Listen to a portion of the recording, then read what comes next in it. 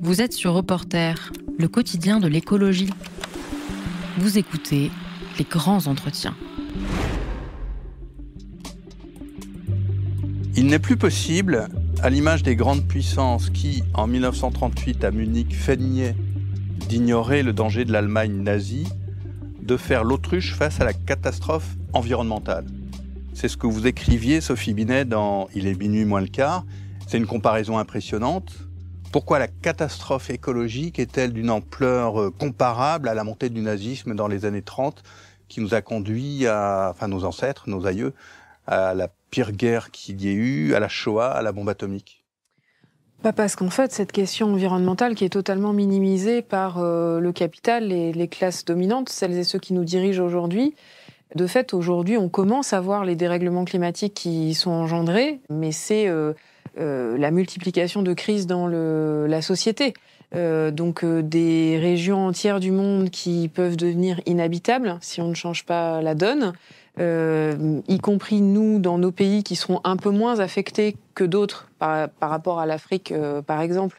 On sait ou on ne sait pas d'ailleurs parce que c'est assez peu dit, mais il y a des zones entières qui peuvent être inhabitables avec la montée des eaux. On en a vu le début avec ce qui se passe dans le Nord-Pas-de-Calais, c'est qu'un avant-goût. Et donc, il faut qu'on puisse stopper cette catastrophe. Et donc, il faut changer en profondeur notre système économique, nos modes de production. Pourquoi est-ce qu'il y a une telle cécité organisée ? Parce que répondre au défi environnemental, ça nécessite de rompre avec le logiciel néolibéral et une partie du logiciel capitaliste. Et notamment de revoir le partage des richesses. Et pourquoi cette comparaison très forte quand même avec le nazisme ? En fait, parce que la question environnementale, c'est un des facteurs qui contribue à la montée de l'extrême droite. En fait, on a actuellement une série, on est dans un contexte, certains qualifient de polycrise. Il y a plusieurs crises en même temps qui s'alimentent entre elles.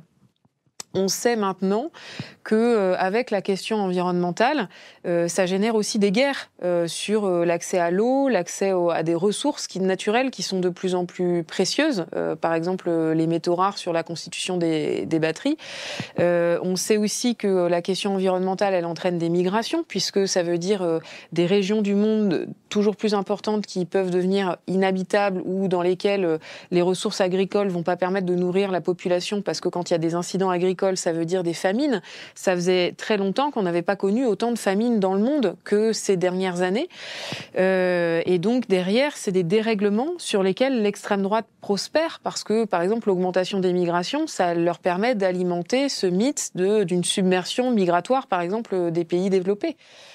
De la même manière, en fait, aujourd'hui, pour éviter de répondre à la question qui est posée et donc remettre en cause le logiciel néolibéral, le capital fait un hors-sujet. Et donc, quand on lui parle de ces questions-là, par exemple, comme l'ont fait les agriculteurs et les agricultrices qui se sont mobilisés pour avoir un revenu décent, pour ne pas remettre en cause l'agro-business et les marges que se fait l'agro-industrie, en fait, la FNSEA et le gouvernement se sont mis d'accord pour remettre en cause les normes environnementales. C'était pas du tout la première revendication des agriculteurs. Leur première revendication, c'était un revenu décent. Et donc, en fait, ce qu'on voit, c'est que comme le capital refuse de répondre au sujet, il y a des mises en opposition entre le social et l'environnemental, et que sur ces mises en opposition, l'extrême droite prospère. Avec un discours climato-sceptique qu'on connaît, qui nous vient notamment des États-Unis, avec un discours faussement pragmatique sur oui, mais par exemple, on nous ennuie sur on a bien besoin de nos voitures pour notre mobilité quotidienne, etc. Oui, c'est vrai, c'est juste. Après, il faut transformer les mobilités, mais aujourd'hui, comme il n'y a pas de réflexion sur le partage des richesses, ce qu'on propose en termes de transformation des mobilités, ça repose toujours sur les mêmes, c'est-à-dire que on augmente le prix du carburant pour vous et moi, mais par contre on ne touche pas au prix du kérosène et on ne s'intéresse pas aux yachts et aux jets privés qui pullulent, où on impose le véhicule électrique dans une très courte échéance, ce qui sert de prétexte aux constructeurs automobiles pour licencier des ouvriers par milliers et fermer des dizaines de sites dans la métallurgie. Et puis les constructeurs automobiles font le choix de construire de très gros véhicules électriques qui vont aussi être très chers et donc qui sont inaccessibles pour vous et moi, qui sont aussi très polluants parce qu'ils sont très gros. Et donc, du coup, on a une transition environnementale pas pour tout le monde, et puis qui repose toujours sur les mêmes parce que c'est vous et moi qui devons la payer puisqu'on ne veut pas mettre à contribution le capital. Et donc, c'est surtout ça que l'extrême droite prospère. Pourquoi ? Je ne comprends pas très bien, en fait. Pourquoi elle profite de cette crise environnementale ? L'extrême droite ? Oui. D'abord parce que les dérèglements, je l'ai dit, quand il y a une augmentation des guerres, une augmentation des migrations, derrière c'est le repli, les peurs, sur quoi prospère l'extrême droite. Et puis, par exemple, on l'a beaucoup vu en Allemagne, avec la grosse poussée de l'extrême droite sur le refus de mesures environnementales. Parce que ces mesures environnementales, elles n'étaient pas accompagnées de mesures de justice sociale. Si on reprend l'exemple de l'automobile, aujourd'hui, la transition qu'on veut nous imposer sur la mobilité, ça se traduit très concrètement pour les gens par des suppressions de milliers d'emplois et d'emplois d'ouvriers, et 2, par le fait que plein de gens n'auront plus de mode de mobilité parce que les voitures électriques sont inaccessibles pour celles et ceux qui sont pas 4 sup et parce qu'il n'y a pas d'investissement dans les transports publics et dans les transports collectifs. Donc, ce que je veux dire, c'est que d'abord, c'est pas vraiment une transition environnementale parce que c'est à la marge, et ensuite, comme ça repose sur la majorité de la population sans mettre à contribution les plus riches, ça alimente un rejet de ces mesures de transformation environnementale qui sont pourtant indispensables. Mais pourquoi alors les gens, une large partie des gens, y compris des travailleurs, des travailleuses, votent le Rassemblement national contre leurs intérêts, si je vous suis bien ? Ah oui, ça c'est sûr. En fait, il y a une multiplicité de raisons qui expliquent ce vote. D'abord, il y a quand même une majorité de personnes qui ne votent pas ou ne votent plus. Ensuite, le vote pour le Rassemblement national, l'extrême droite, c'est un vote aussi sur l'aspect « on a tout essayé sauf ça », donc qui fait écho à une forme de trahison de la classe politique et notamment de la gauche qui, quand elle était au pouvoir, n'a pas fait ce qu'elle avait dit qu'elle faisait. Par exemple, François Hollande, il a été élu pour combattre la finance. C'était « mon ennemi, c'est la finance ». Ça, le lendemain de son élection, il l'avait oublié. Les travailleuses et les travailleurs ne l'ont pas oublié, ça. Donc, et puis enfin, ce qui fait progresser l'extrême droite, c'est aussi quand il y a une division de la gauche et quand il n'y a pas vraiment d'alternative au désordre du néolibéralisme. Et donc, c'est justement avec ça qu'il faut rompre. C'est pas possible qu'on ait une gauche atomisée ou que l'union qui soit proposée soit seulement sur le plus petit dénominateur commun, c'est-à-dire pas un programme qui offre de réelles alternatives par rapport aux impasses du néolibéralisme. Là, il y a besoin de ruptures très fortes au vu de la situation sociale, environnementale et économique. C'est pas des mesures cosmétiques dont on a besoin, c'est des ruptures dans ce système qui nous envoie dans le mur. En fait, ce qui fait le carburant de l'extrême droite, c'est notamment quand on prétend traiter la question environnementale sans traiter la question sociale. Il faut traiter les deux de façon très étroite. En Allemagne, l'extrême droite explose parce que au pouvoir, c'est une coalition entre les Verts et les libéraux qui ne traitent pas ou très peu la question sociale. L'extrême droite, elle prospère quand on laisse les emplois industriels disparaître au prétexte que ça serait des emplois polluants et que l'industrie n'aurait pas d'avenir et qu'on ne se préoccupe pas des conséquences sociales. Pour répondre à la question environnementale, on a besoin de relocaliser l'industrie, au contraire, mais en transformant l'outil productif, parce que il faut pas relocaliser et produire pareil, c'est-à-dire toujours plus et toujours plus low cost pour que les gens renouvellent de plus en plus souvent leurs équipements qui se cassent tout de suite. Il faut changer les modes de consommation et les modes de production. Mais on a besoin d'avoir une production industrielle en France. Et c'est ça qu'on a quand même longtemps oublié dans le pays. Il a fallu le Covid pour que on se réveille en se rendant compte qu'on avait besoin d'une industrie, alors que ça faisait 40 ans que la CGT disait que c'était scandaleux de laisser partir notre industrie. Et puis, un des autres sujets qu'on a abandonné, enfin pas la CGT, mais qui a été abandonnée par un certain nombre d'élites, c'est la question du libre-échange et de la mondialisation. On a fait comme si la mondialisation, c'était la fin de l'histoire, c'était une mondialisation heureuse, et que on pouvait construire un monde avec une forme de spécialisation productive. Et notamment, la France, qui a été racontée, c'est que l'industrie n'avait pas d'avenir en France et qu'il fallait envoyer toutes nos industries soi-disant polluantes à l'autre bout du monde. Et ça, c'est une catastrophe. C'est une mise en concurrence des travailleuses et des travailleurs entre eux. C'est une explosion de l'impact environnemental parce que ça veut dire que nos marchandises font 3 fois le tour du monde. Ça veut dire aussi qu'elles sont produites dans des pays avec des faibles normes environnementales. Et donc là, on a le cocktail perdant en matière sociale et en matière environnementale. Mais ça fait des coûts beaucoup plus bas pour les prix, pour les consommateurs et les consommatrices, qui sont en fait tout le monde. Oui, c'est souvent l'argument qui a été donné, effectivement, avec une mise en opposition entre les salariés et les consommateurs. Sauf que c'est les mêmes. On est salarié, on est consommateur. Et donc, c'est justement ça qu'il faut qu'on réussisse à réconcilier, les intérêts des salariés, les intérêts des consommateurs, augmenter les salaires pour qu'on puisse acheter des produits en France et de bonne qualité et des produits durables pour transformer et les modes de production et les modes de consommation. Aujourd'hui, le problème, c'est que même quand on veut ou quand on peut acheter en France, en fait, on peut pas matériellement parce qu'il n'y a plus de production en France. Par exemple, s'habiller avec du Made in France, c'est mission impossible. Bientôt, acheter une voiture Made in France, ça sera mission impossible au vu du programme de délocalisation qui est en cours. Et puis financièrement, effectivement, s'équiper avec du Made in France, c'est très compliqué parce que les salaires ne suivent pas. Donc pour ça, en fait, pour permettre de relocaliser l'industrie et développer les circuits courts, on a besoin de protéger notre industrie, d'avoir des barrières douanières avec des normes environnementales, des normes conditionnées aux normes environnementales et aux normes sociales pour sortir de la logique du low cost. Mais le dernier point là-dessus, c'est aussi pour ça que la CGT est internationaliste, c'est que sur cette question des barrières douanières, il faut aussi être attentif à la situation des pays émergents qui n'ont aucune responsabilité dans la crise environnementale actuelle qui est causée par le capitalisme et causée par le capitalisme qui est né dans les pays développés, dans nos pays, mais qui a été imposé de façon coloniale dans le reste du monde.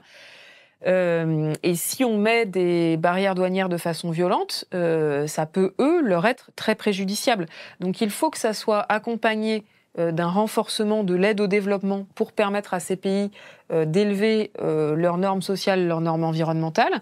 Et puis, il faut aussi que ça soit accompagné d'un travail de relocalisation chez eux pour leur permettre de trouver leur pleine autonomie et souveraineté et les sortir de la dépendance vis-à-vis des multinationales occidentales, comme aujourd'hui l'Afrique. Maintenant, c'est plus la France-Afrique de papa ou grand-papa. Maintenant, la France-Afrique, c'est les multinationales qui font leur marché en Afrique. C'est pas possible de continuer comme ça. Alors là, vous énoncez presque un programme qui pourrait être celui de la gauche incluant les écologistes. Pourquoi, en fait, la gauche est si divisée, comme vous l'avez dit il y a quelques minutes? Pourquoi je pense qu'elle se retrouverait, pour beaucoup d'entre elles, sur ce que vous venez de dire, et pourtant, elle est incapable de porter un discours commun audible. Ça, d'abord, il ne faut pas s'y résoudre. Je pense que ça peut changer. Ensuite, le problème, c'est notre système institutionnel avec la Ve République qui personnalise beaucoup les choses et qui fait qu'avant de s'interroger sur ce qu'on va porter ensemble, on se demande qui va être candidat pour être président de la République. Donc ça, c'est une catastrophe, cette culture du chef que ça instaure. Et puis cette idée que derrière, celui ou celle qui est président de la République, ça emporte tout puisque les législatives sont après, donc on lui donne une majorité, etc. La culture de la gauche, du mouvement social, du camp de la transformation sociale, c'est tout sauf une culture bonapartiste. C'est la diversité, le débat démocratique qui est l'ADN en fait. Donc c'est justement, il faut trouver un moyen de contourner ce verrouillage institutionnel pour arrêter de commencer la discussion par ça va être qui le candidat en 2027 ? Parce que si on commence la discussion par ça, c'est la catastrophe. Ce dont il faut parler d'abord, c'est qu'est-ce qu'on porte ? Quel programme ? Et pour nous, l'exemple, on fête cette année les 80 ans du programme du Conseil national de la résistance. Le programme du Conseil national de la résistance, la CGT y a joué un grand rôle puisque 30% des membres du Conseil national de la résistance étaient syndicalistes. C'était Louis Saillant, qui était président de la CGT, qui était le dernier président du Conseil national de la résistance. Et ce programme, en fait, il est à l'origine de tous les conquis sociaux qui structurent le pays aujourd'hui. Il a transformé le pays en profondeur. C'est le moment de transformation sociale et sociétale du pays le plus fort depuis 1789. Et donc, on a besoin d'une rupture de ce niveau-là aujourd'hui. C'était pas le cas du programme de la NUPES en 2000, il y a 2 ans? Bah écoutez, le programme déjà, j'ai du mal à m'en souvenir et à vous dire ce qu'il y avait dedans. Il y avait 630 mesures, c'était beaucoup plus long que le programme des Jours heureux. C'est ça. Donc, on va dire, il avait le mérite d'exister et de créer une dynamique d'unité. Le problème, c'est que c'était quelque chose d'en haut, construit par quelques-uns. Non, mais là, dans votre démarche et dans votre livre qui est fort et dans vos propos, ici ou dans d'autres lieux et dans d'autres enceintes, vous sonnez le tocsin par rapport à la montée de l'extrême droite. Et on n'a pas du tout l'impression que les partis de gauche et les écologistes sont dans la même inquiétude. En tout cas, ils ne semblent pas prendre les mesures, les actes qui correspondent à ce que devrait y avoir et qui passent par une union et des perspectives tout à fait autres. C'est ça, c'est très inquiétant en fait. Il y a une banalisation totale de l'extrême droite, donc évidemment qui est d'abord organisée par Emmanuel Macron et par une partie du capital et du patronat. Vincent Bolloré est derrière et il organise cette banalisation. Et ce qui est terrible, effectivement, c'est qu'on a l'impression d'avoir une partie de la classe politique qui fait l'autruche, mais je pense pas tout le monde. Je pense qu'un certain nombre sont lucides et conscients et qu'il faut qu'ils se fassent entendre et qu'ils s'organisent. Dans le Conseil national de la résistance, ce qui était intéressant, c'est que à l'époque, il y a eu un débat entre les résistants avec une partie qui ne voulait pas que les mouvements politiques soient membres du Conseil national de la résistance parce que les mouvements politiques s'étaient décrédibilisés aussi, ils n'avaient pas été peut-être assez fermes sur l'arrivée de Pétain, etc. Ils étaient peut-être bref. Donc il y avait eu une décrédibilisation de la classe politique. Et ça a été la décision de Jean Moulin, du général de Gaulle, mais je pense que la CGT était aussi porteuse de ça, de les impliquer dans le Conseil national de la résistance. Et ça a été un point très, très, très important. Parce que une démocratie, elle a besoin de forces politiques, elle a besoin de partis politiques. On n'avancera pas sans elles et sans eux, c'est très important qu'il y ait des personnes qui s'investissent en politique pour défendre leurs idées. Donc il faut surtout pas tomber dans une facilité populiste de dire tous pourris, ils sont pas à la hauteur, etc. Effectivement, il y a un problème de division de la gauche, mais il faut pas désespérer. Et surtout, on a besoin des partis parce que c'est d'ailleurs pour ça que le Conseil national de la résistance, au final, avait fait le choix d'impliquer fortement les partis. Il fallait reconstruire démocratiquement la France après la victoire. Et quand il n'y a pas de parti politique, il y a un risque aussi d'avoir des choses très nébuleuses, très populistes, sans cadre collectif de débat. Reporter, le quotidien de l'écologie. Pourquoi la CGT dit-elle que de nombreux salariés sont victimes de la transition environnementale ? Parce que c'est ce qu'on vit très concrètement. J'étais ce matin avec les ouvriers de MA France, c'est un sous-traitant de Stellantis, donc grand constructeur automobile, à Aulnay-sous-Bois, donc 400, dont l'usine est fermée à cause de Stellantis. Et donc ça, on l'a partout en France en fait. Plein de fermetures d'usines, notamment des sous-traitants de l'automobile, des sous-traitants de Renault et de Stellantis, qui profitent de la transition environnementale et du basculement du thermique vers l'électrique pour en réalité enclencher un nouveau mouvement de délocalisation de la construction automobile avec aujourd'hui l'essentiel des voitures qu'on achète en France ne sont plus produites en France alors que la France c'était un grand pays de construction automobile. Or, évidemment, il faut transformer les modes de mobilité, il faut investir dans les transports collectifs, les infrastructures collectives, développer aussi pour les petits transports le vélo contre la voiture. D'ailleurs, il y a très peu de vélos qui sont produits en France, mais il y a encore besoin de voitures et ces véhicules doivent être produits en France. Et donc, on voit que la question environnementale, elle est instrumentalisée par les constructeurs pour augmenter les délocalisations. L'autre chose, toujours sur l'automobile, qui est un excellent exemple, c'est que les constructeurs, pour optimiser leurs marges, font le choix de construire des gros véhicules qui coûtent cher, qui, électriques ou thermiques, polluent beaucoup, parce que avoir l'énergie suffisante pour déplacer un gros véhicule, c'est toujours plus qu'un petit. Et puis, sur les gros véhicules électriques, ça veut dire 2 batteries au lieu d'une, et on sait que les batteries, c'est hyper polluant. Et pourquoi est-ce qu'ils font ces choix-là ? Parce que c'est les gros véhicules qui leur dégagent le plus de marge et qui leur permettent de le mieux rémunérer leurs actionnaires. Et du coup, les compagnies chinoises apportent des voitures beaucoup moins chères, moins volumineuses et vont être en train de prendre le marché. Exactement. Et c'est aussi pas ce qui se passe au Japon, où en Chine comme au Japon, il y a des États qui interviennent sur l'industrie et qui ne laissent pas les multinationales dicter leurs lois. En France, Renault a fusionné avec Nissan, donc on a un champion français qui est maintenant nippo-français. Donc c'est intéressant de regarder justement ce qui se passe au Japon. Et au Japon, comme l'État japonais a tordu le bras à Nissan, Nissan fabrique au Japon un véhicule électrique qui est vendu autour de 17 000 €, l'équivalent de 17 000 € aux Japonais, produit au Japon. Le prix du travail au Japon, c'est à peu près le même qu'en France. Pourquoi est-ce que ce qu'ils font au Japon, ils peuvent pas le faire en France ? Juste parce que c'est des choix technologiques qu'ils ne font pas en France. Nous avons de très nombreux ingénieurs à Renault et à Stellantis qui ont travaillé justement sur des prototypes de petites voitures électriques qui pourraient être commercialisées autour de 15 000 €. Et ces prototypes, on leur a demandé en fait de les mettre à la poubelle. Donc nous, la CGT, on a un projet de véhicule électrique produit en France, commercialisé autour de 15 000 €. Ça serait un peu la 4L électrique. Il est toujours d'actualité. Ça datait de quand, ce prototype ? Il est toujours d'actualité. On en a parlé au mois d'octobre, donc ça fait à peu près 8 mois. Et le problème, en fait, pour développer ce prototype, c'est d'avoir les fonds nécessaires, parce que c'est le capital aujourd'hui qui finance, et que le capital ne veut financer que des choses qui assurent un retour investissement sur investissement immédiat, et que c'est très difficile quand on a des projets industriels de trouver des banques qui acceptent de financer. À chaque fois, ça c'est un vrai problème en fait sur le financement de l'économie. Nissan, ils sont capitalistes aussi, ils doivent avoir des profits. Alors pourquoi est-ce qu'ils arrivent à gagner de l'argent avec des véhicules plus petits et que Renault en France n'y arriverait pas ? Ils en gagnent moins.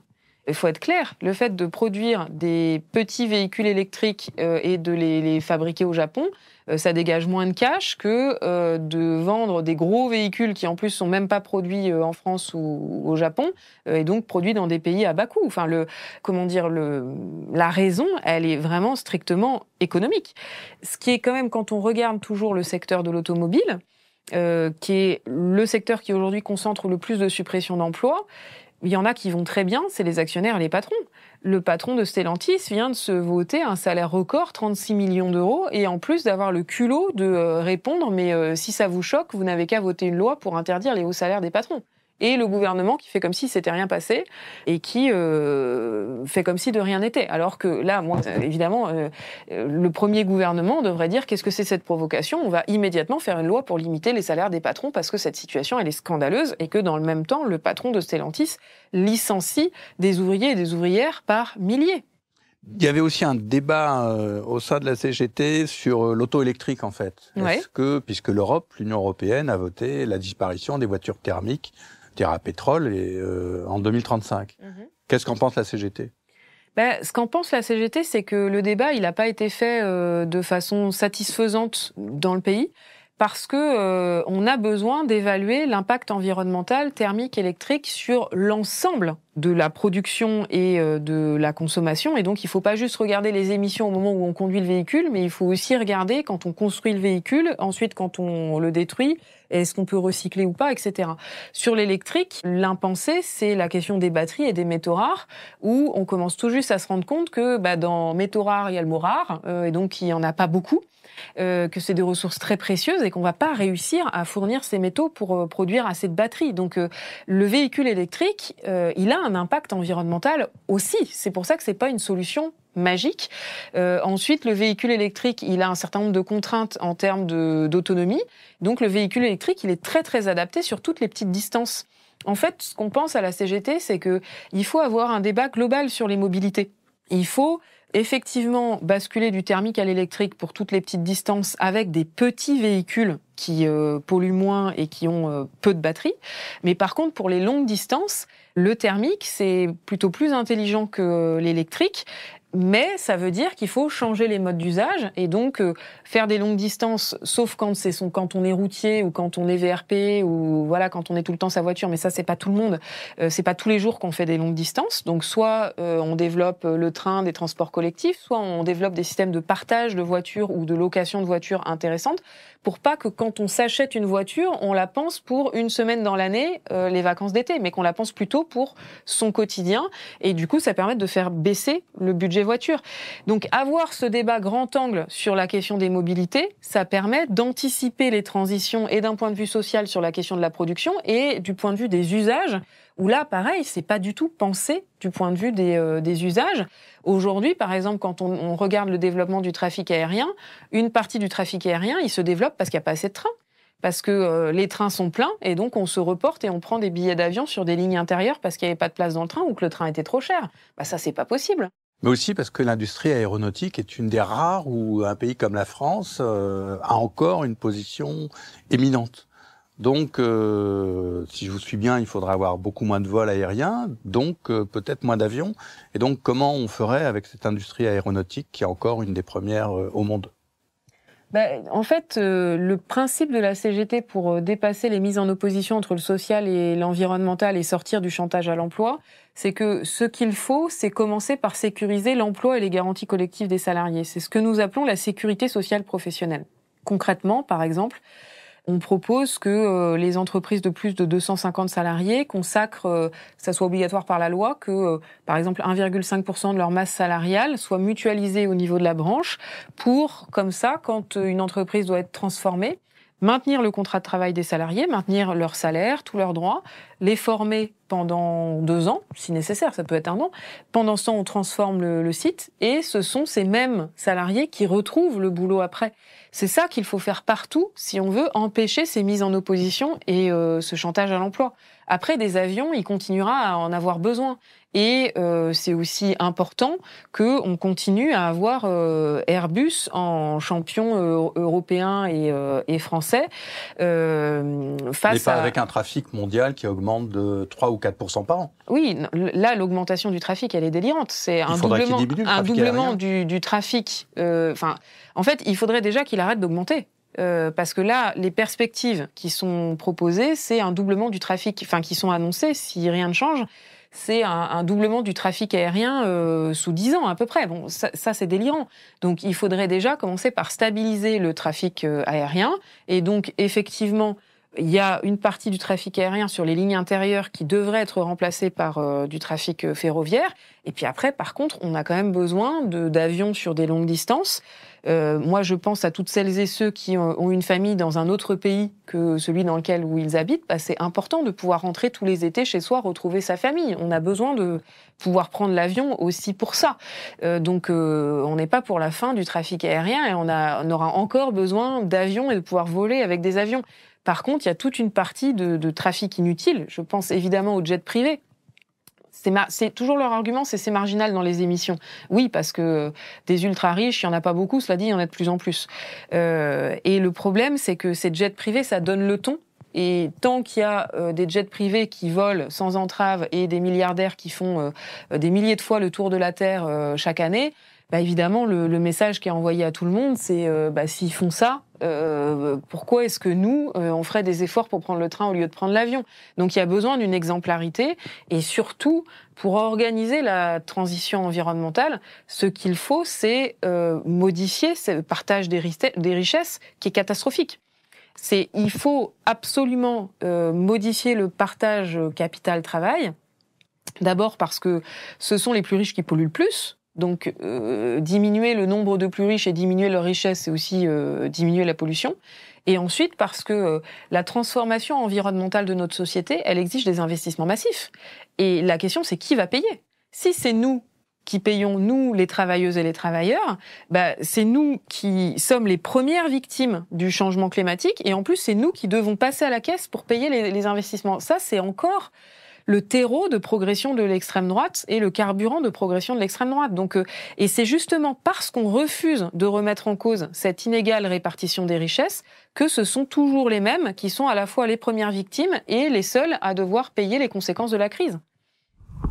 Reporter, le quotidien de l'écologie. Sujet énergie nucléaire.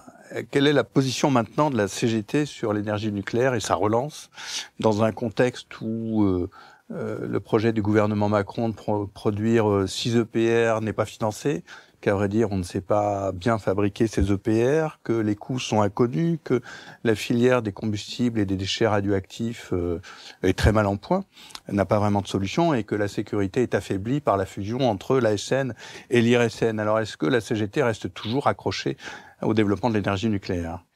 La CGT, elle est favorable au mix énergétique pour décarboner notre mix énergétique. Et donc, on considère que là, l'urgence, c'est de décarboner notre production énergétique et que pour ça, on a besoin du nucléaire, mais pas que du nucléaire. Donc, il faut aussi monter en gamme sur la question du renouvelable avec des vraies filières françaises, parce que sur la question des panneaux solaires, enfin, c'est hallucinant de dire il faut développer les panneaux solaires sans structurer une filière industrielle en France de fabrication de panneaux solaires. Et là, les quelques usines qui fabriquent des panneaux solaires sont en train de fermer en France, asphyxiées par la concurrence chinoise. C'est pareil pour l'éolien. Comme on n'a pas eu de stratégie sur l'éolien, globalement, on n'est pas bien positionné sur la question de l'éolien et du renouvelable. Donc, sur le renouvelable, il faut structurer des filières industrielles. Globalement, on pense qu'il faut un service public de l'énergie pour pouvoir avoir un pilotage des enjeux énergétiques qui sont centraux pour la transformation environnementale et pour notre industrie. Et puis, le nucléaire, on en a encore besoin. Il faut un nucléaire sûr. Et donc, on s'est mobilisé extrêmement fortement contre cette fusion de l'IRSN et de l'ASN qui risque de se traduire par un affaiblissement de la sécurité nucléaire. Cette réforme est scandaleuse, gravissime. Enfin, vraiment, la CGT s'est mobilisée très fortement. Les salariés ont été en grève pendant très longtemps pour contester la réforme. Elle est malheureusement passée, en plus, à une voix près. Ça s'est joué à très très peu de choses à l'Assemblée nationale. Et donc, maintenant, on se bat pour que, dans le nouvel opérateur large, le travail que faisait l'IRSN ne soit pas perdu. Mais on a évidemment de fortes inquiétudes. Ensuite, sur la filière nucléaire, il y a un problème, c'est qu'on a voulu justement démanteler nos opérateurs historiques, les forcer à sous-traiter à tout crin. Et donc, l'endroit où il y a peut-être un des endroits où il y a le plus de sous-traitants, c'est dans les centrales nucléaires, ce qui pose un problème de sécurité et de maîtrise des compétences. Aujourd'hui, on ne sait plus faire des soudures. En matière nucléaire, c'est quand même un énorme problème. Tout ça parce qu'on a été sur des logiques de coûts et sur des logiques court-termistes. Et puis, il faut continuer la recherche sur ces questions-là, notamment sur les réutilisations de combustibles et sur le traitement des déchets, parce qu'il y a des questions environnementales, évidemment, sur la question du traitement des déchets. Le redressement des combustibles, c'est une vieille lune, j'allais dire. C'est-à-dire que c'est ce que disent les nucléaristes depuis 40 ans sans que ça avance réellement.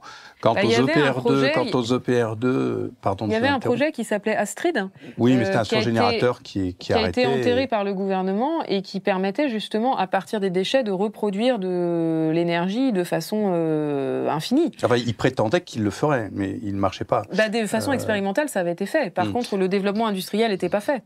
Mais par exemple, les EPR2 se mettraient, si on sait les fabriquer, ce qui n'est pas sûr, seraient en opération pour le premier d'entre eux vers 2037-2040, alors qu'il nous faut réduire les émissions de gaz à effet de serre de manière drastique d'ici 2030. Donc est-ce que c'est pas perdre du temps et de l'énergie intellectuelle et financière que de dire que le nucléaire est une option, alors qu'à court terme, il vaudrait mieux investir dans les économies d'énergie, dans la rénovation thermique et dans les énergies nouvelles. En fait, il faut tout faire en même temps. Oui, mais il n'y a pas d'argent pour tout, parce que le nucléaire, il va pomper beaucoup d'argent. Et oui, mais c'est pour ça qu'il faut avoir beaucoup plus d'argent pour investir.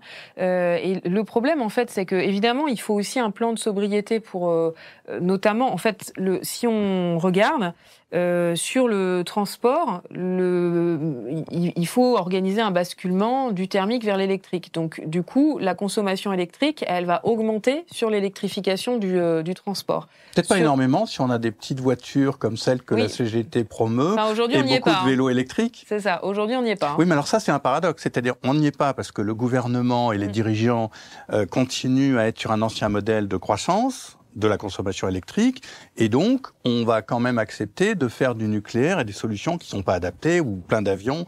Donc là, il y a pas une contradiction quand même. Du coup, donc sur les questions énergétiques, donc sur le transport, les économies d'énergie sont compliquées à faire. C'est plutôt un basculement du thermique vers l'électrique pour décarboner le transport.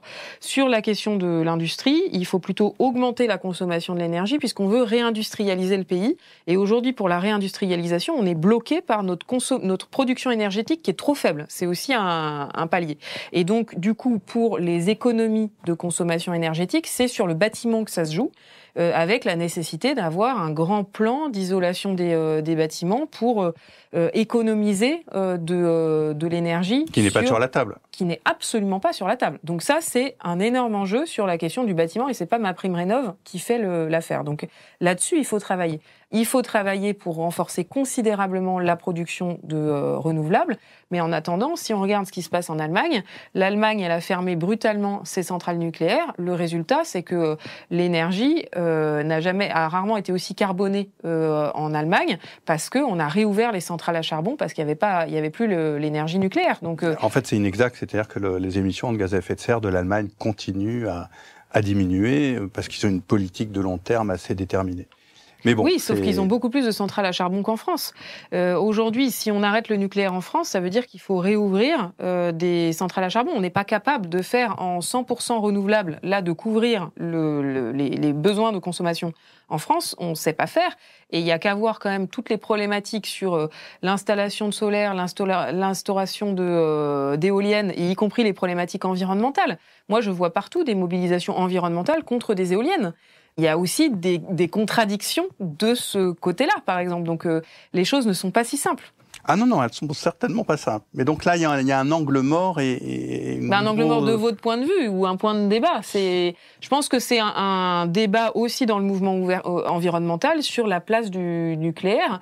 Après, ce qui est sûr, c'est que il ne faut pas que cet investissement dans le nucléaire, ça se fasse au détriment du reste. Il faut, du point de vue de la CGT, investir parce qu'on a besoin d'avoir une énergie pilotable, et aujourd'hui c'est le nucléaire, mais ne pas mettre tous nos œufs dans le même panier. C'est pour ça, par exemple, que la CGT se bat pour la centrale de Cordemais, donc qui est un projet que la CGT a construit pour transformer cette centrale qui était une centrale à charbon en centrale qui fonctionne avec des pellets de bois issus de meubles recyclés. Donc c'est une économie circulaire.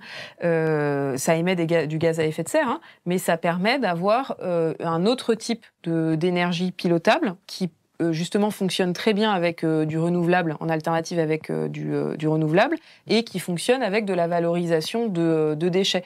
Donc c'est important d'avoir une diversité de production énergétique le moins carboné possible.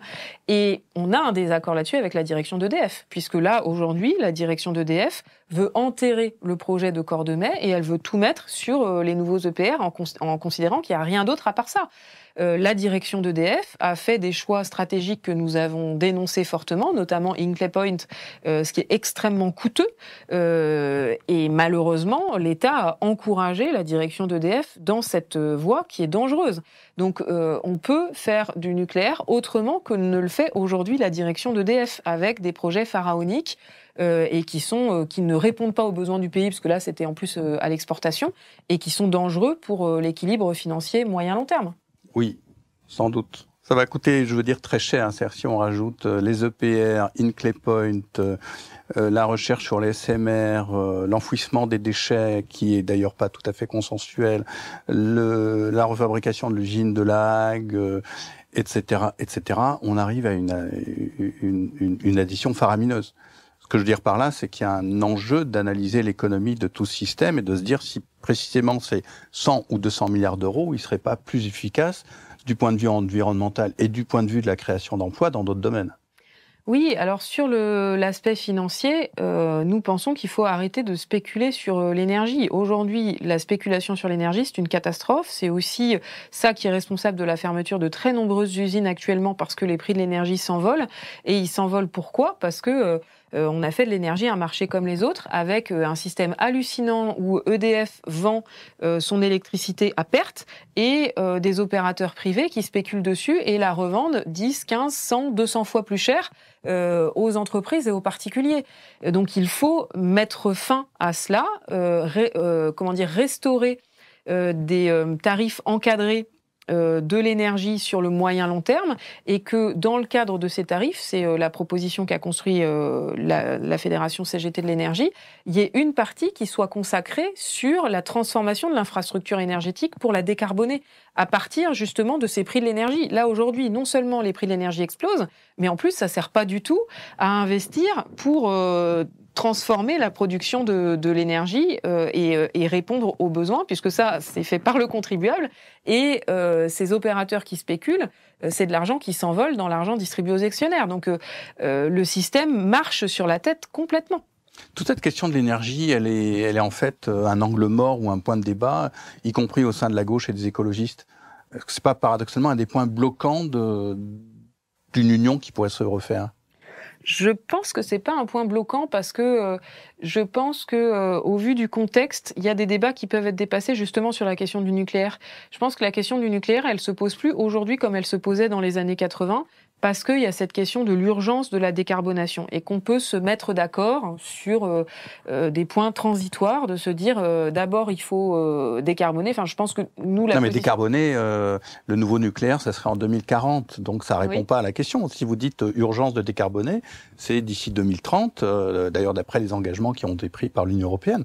Et donc si on veut décarboner rapidement, il faut passer par une vraie réduction de la consommation d'énergie, des nouvelles politiques de transport, de la rénovation. Bien sûr, mais ça, il faut le faire tout de suite, évidemment. Mais sauf que le développement du renouvelable, ça se fait pas non plus instantanément. Donc, c'est pour ça que les deux sont à faire en même temps. Beaucoup plus rapidement. Mais en fait, ça renvoie au fait qu'en 2023, la CGT s'est retirée de l'alliance écologique et sociale, en bonne partie d'ailleurs pour la question du nucléaire. Où est-ce qu'on en est maintenant ? Est-ce que c'était pas quand même triste d'avoir retiré cette alliance qui unissait la CGT, des ONG comme écologistes comme Greenpeace, des mouvements comme Attac, et qui avait obtenu des vrais résultats de lutte commune, par exemple à Grand-Puy ou par exemple à la Chapelle d'Arblay?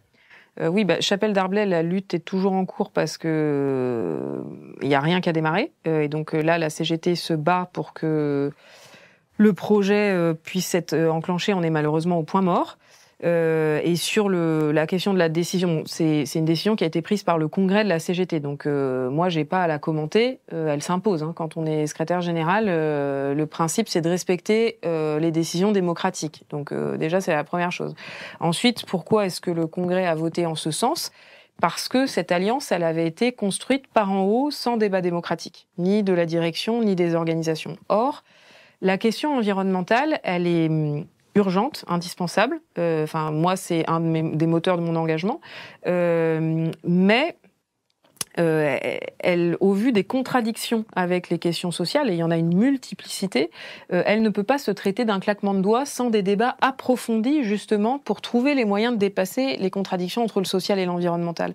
Et donc, ça nécessite justement de faire tout l'inverse, c'est-à-dire pas des constructions d'en haut avec des belles plateformes construites à quelques-uns, mais plutôt du travail par en bas, à partir du travail et des batailles concrètes et locales. Et donc c'est pour ça que la nouvelle direction confédérale a mis en place un plan d'action syndicale pour l'environnement, pour justement, il porte bien son nom, ce plan d'action syndicale pour l'environnement, faire de la question environnementale une bataille syndicale au quotidien et construire ce travail sur les questions environnementales à partir du travail et à partir de notre expertise et de notre connaissance du travail. Et donc, par exemple, on développe un outil qui s'appelle le radar travail-environnement qui a été construit par la CGT, qui permet aux salariés, à partir de leur travail, de réfléchir et d'évaluer l'impact environnemental de leur entreprise et surtout de faire des propositions sur comment est-ce qu'on pourrait faire autrement. Ça peut être des micro-propositions, puis ça peut être des propositions beaucoup plus ambitieuses pour construire des projets alternatifs. Et ça, on le fait dans plein d'endroits. Par exemple, à ST Microelectronics, donc une entreprise à Grenoble qui fabrique des puces. La capacité de cette entreprise a été doublée. C'était une bataille de la CGT de dire qu'il fallait augmenter les capacités de production. Bon, ça crée de l'emploi, puis surtout ça répondait à un besoin en matière de souveraineté et de réponse à la consommation intérieure, enfin aux besoins du pays. Mais ça a été fait sans s'interroger sur les besoins en eau et en matières premières. Or, la production des puces, ça consomme énormément d'eau. Et donc là, le doublement de l'usine, c'est quasiment l'équivalent de la consommation annuelle en eau de l'agglomération de Grenoble. Et ça, le gouvernement s'est pas du tout posé la question avant de valider le projet, de lui octroyer quasiment 1 milliard d'euros de subventions. La CGT a construit un projet évident, en fait, de recyclage de l'eau pour que l'eau qui serve à la construction, à la fabrication des puces, ne soit pas l'eau potable que nous consommons, vous et moi, mais soit de l'eau dévolue à cet effet et ne pompe pas sur le réseau d'eau potable. Ben, c'est ce type de projet, en fait, qu'on a besoin de monter partout, et on voit bien à travers ce projet que ça permet de dépasser... Il n'a pas été adopté, ce projet. Eh ben non, malheureusement. Et pourquoi ? Parce que la direction de l'entreprise n'en veut pas, parce que ça coûte cher, et parce que le gouvernement a donné les aides sans aucune contrepartie sociale ou environnementale. Là, c'est dramatique, parce que vous ne pouvez pas vous opposer à cette usine parce qu'elle emploie des centaines de personnes, ouais. Et qu'en plus, vous considérez que c'est utile pour l'économie nationale, ce qui est sans doute vrai, mais du coup, vous avalisez un dégât environnemental qui est grave. Ben oui, mais c'est pour ça qu'on l'avalise pas du tout. Et donc, on conteste, là, dans les circonstances actuelles, l'extension de l'usine et qu'on porte ce projet CGT. Donc, on voit bien, en fait, comment, si on tord pas le bras du capital, on s'enferme dans des contradictions entre le social et l'environnemental. Et je vois pas pourquoi on devrait choisir entre son emploi et sa planète. Enfin, pour l'instant, c'est plutôt le capital qui nous tord le bras. C'est le milliardaire Warren Buffett, vous vous en rappelez sans doute, disait « la lutte de classe existe ». Et c'est nous, les riches, qui l'avons gagnée. Oui, c'est vrai. Il a tout à fait vrai. Donc vous dites qu'il faut tordre le bras au capital, mais pour l'instant, il tord le bras à tout le monde, le capital. Et en plus, il réémerge la marionnette de l'extrême droite, des fascistes, pour dire on va continuer sans rien changer. Tout à fait. Et ça s'appelle le néolibéralisme, c'est-à-dire que maintenant, on place les États au service du capital. C'est une nouvelle conception. Et d'ailleurs, ça fait partie des ruptures avec le programme du Conseil national de la résistance. Dans ce programme, l'objectif, c'est de reprendre le pouvoir sur les forces de l'argent. Là, aujourd'hui, on est dans la situation inverse, où on met les États, nos outils collectifs d'action, qui normalement sont au service de l'intérêt général, on les met au service des forces de l'argent, et c'est tout ce qu'incarne la Macronie. Et donc, c'est justement cet horizon de rupture que doit proposer, je pense, la gauche pour pouvoir reprendre la main. Le drame de cette histoire, et au sens propre du mot histoire, c'est que le Conseil national de la résistance, il a eu cette transformation extraordinaire que vous avez rappelée, après que le drame se soit produit. Et là, on a l'impression qu'on avance vers le drame, vers la catastrophe écologique. Donc finalement, tout le monde est conscient, y compris les très riches, les capitalistes, ou en bonne partie. Est-ce qu'on va pouvoir changer les choses avant que la catastrophe arrive et que tout le monde se dise « Ah ben oui, on a vraiment merdé et là, il faut repartir à zéro ». C'est exactement ça le problème. Parce que, en fait, le point intéressant, c'est que avec le Covid, ce qu'on a vu, c'est qu'on a été capable de changer énormément de choses pour faire face à cette pandémie, parce que quand même ça a bouleversé notamment les premiers mois. Tout le monde beaucoup ont été obligés d'arrêter de travailler, enfermés chez eux, etc., etc. On a mis l'économie sous perfusion et tout ça. Sauf que ça a eu lieu une fois que la maladie était là. Et sur la question environnementale, on ne peut pas se permettre ça, parce que une fois que la catastrophe environnementale est là, les gaz à effet de serre, ils sont éternels, en fait. Ils mettent très longtemps à disparaître. Et donc, je pense que ça fait aussi partie des éléments qu'il faut amener dans la réflexion collective. On n'a pas forcément conscience de ça, du temps qu'il faut pour éliminer des gaz à effet de serre. Et donc, de la nécessité, justement, d'avoir une action maintenant en prévention et pas en réparation, parce que ça sera trop tard et il y a des dégâts qu'on ne pourra pas réparer. Et c'est tout le problème du capital, c'est que le capital, de toute manière, par nature, son but, c'est seulement de, multiplier les gains, et tant qu'il peut le faire, il le fait et il se sert. Et pourquoi est-ce que les puissants, les très riches, ne font rien ? Ils sont peut-être conscients des choses, c'est une possibilité, mais on n'est pas dans le même bateau. Parce que avec le réchauffement climatique, la planète, elle va pas exploser, elle va pas disparaître. Il y a des endroits où il fera toujours très bon vivre sur Terre. Déjà, dans leurs voitures et leurs immeubles climatisés, il fera toujours, et dans leurs yachts et dans leurs jets, il fera toujours très bon. Et puis ensuite, il y a plein de petits paradis qui continueront à exister sur la planète pour les gens très riches comme eux. Donc, ils ne sont pas concernés par le changement climatique et c'est pour ça qu'ils n'en ont rien à faire. Donc, c'est pour ça qu'il faut surtout pas leur laisser les manettes. Et je dirais, c'est même pire. En fait, une partie d'entre eux spéculent même sur la crise environnementale parce que ça ouvre des nouveaux marchés et des nouvelles opportunités financières. Donc, ça exige cette crise environnementale de reprendre le pouvoir sur les forces de l'argent. Et en fait, ce sur quoi je veux insister, c'est que on a trop souvent tendance à prendre la question environnementale comme un problème. Moi, je pense que c'est aussi une opportunité. Ce qui, rassemble les militants et les militantes de la CGT, c'est la conviction que notre système économique est catastrophique et que le capitalisme porte en lui la crise. Ça, Marx l'a écrit et puis on le vérifie quotidiennement. Et en fait, répondre à l'enjeu environnemental, ça exige une rupture profonde avec ce système économique. Et donc, quelque part, c'est un argument de plus pour dire qu'il faut des réformes en profondeur pour rompre avec ce modèle qui nous emmène dans le mur. C'est important de dire que, moi j'entends parfois parler de l'anthropocène, c'est le capitalocène le problème. La crise environnementale, c'est le capital et le capitalisme qui l'a créé, et donc c'est là-dessus qu'il faut agir pour y répondre. Vous êtes une femme jeune ou assez jeune, si vous me permettez. Vous avez milité dans des mouvements de jeunesse. Qu'est-ce que vous diriez maintenant à la jeunesse, précisément, dans cette situation grave que nous vivons ? Moi, j'écoute surtout ce qu'ils nous disent. Et en fait, la jeunesse a une lucidité qui manque peut-être chez d'autres générations. Ils sont très sensibles sur la question environnementale, c'est très bien. Et donc, je les encourage vraiment. Enfin, je pense que c'est très important tout ce que ils et elles font. Et c'est surtout très important qu'ils et elles viennent dans les organisations syndicales. Ils et elles sont les bienvenus à la CGT. Alors évidemment, on n'est pas parfait, on a plein de défauts, mais envahissez-nous. C'est Georges Segui qui disait ça après mai 68. Cette phrase, elle est toujours d'actualité. On a besoin que les jeunes, très largement, s'engagent dans le syndicalisme, parce qu'en fait, ce qui me rassure, c'est leur lucidité, mais ce qui m'inquiète, c'est que au vu de la violence du système et de l'exacerbation des rapports de classe qu'on observe et qui joue beaucoup sur la question environnementale, il y a une répression très forte sur la question environnementale, souvent ils sont enfermés dans le fait de se démettre en fait. Je trouve que c'est très intéressant le mouvement qui a lieu dans les grandes écoles par exemple, de dire je refuse de mettre mes qualifications au service de ces multinationales qui envoient le monde à la perte. Ils ont tout à fait raison.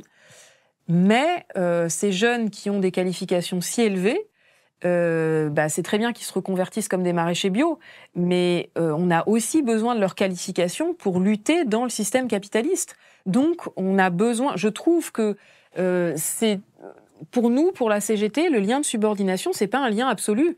C'est pas parce qu'on travaille pour Total que on doit faire ce que Total nous dit. Notre syndicat CGT à Total, il est critique sur l'impact social et l'impact environnemental de Total, et on a besoin d'agir à l'intérieur des entreprises pour les transformer et les contester. Par exemple, à Thales, donc une entreprise d'armement, la CGT, avec les ingénieurs, a monté un projet d'imagerie médicale. Je trouve que ce projet est génial. En fait, on reprend les technologies qui servent à construire des armes et on s'en sert pour construire de l'imagerie médicale, sachant que dans le domaine, en fait, c'est les Américains qui maîtrisent tout. On n'a aucune souveraineté sur l'imagerie médicale. Et donc, ce projet-là, en fait, il montre qu'on peut réorienter radicalement la finalité d'une entreprise de l'intérieur à partir de nos qualifs. Le point qui me fait le plus espérer, c'est que la lucidité, elle est très importante et les qualifications n'ont jamais été aussi élevées. On n'a jamais eu autant de chercheurs et de chercheuses en France et dans le monde. On n'a jamais eu autant de jeunes qui aient des niveaux de qualification, qui aient pu avoir accès à l'enseignement supérieur, etc. Le problème, c'est que la recherche et les qualifications, elles sont aujourd'hui pilotées par le capital. Pour qu'une innovation soit développée, on en parlait tout à l'heure sur la question du véhicule électrique, il faut qu'il y ait de l'argent. Et ça, l'argent, c'est le capital, pour l'essentiel, qui le pilote.